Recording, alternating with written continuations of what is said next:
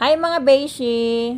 Tingnan nyo, lumalangoy. Siyempre, sa sobrang init naman talaga, talagang pati mga lalangoy talaga, maliligo talaga sila sa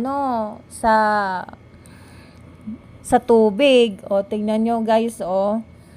O, 'di ba? Hindi lang tayo naiinitan, syempre. Kahit ng mga iba diyan, naiinitan.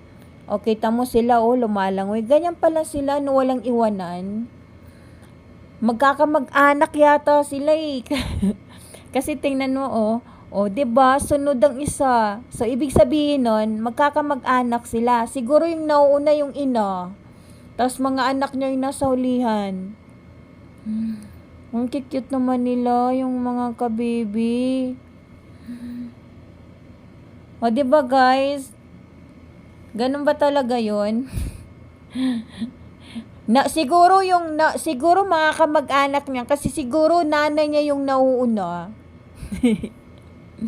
O, di ba guys? O, lumalangoy sila. O, nainitan kasi sila eh. Siyempre, parang tayo din yan.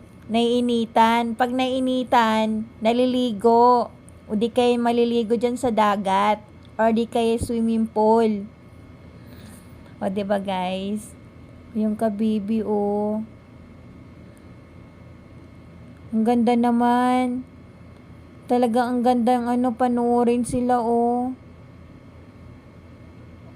Hala. Maliwanas ng kapaligiran. Oh. Ang sarap maligo. O, diba guys? Ayun no, kabibi. Hindi ko alam kung saan sila pupunta yan. Siguro, pupunta sila sa kabilang isla. Kaya nila languin yun?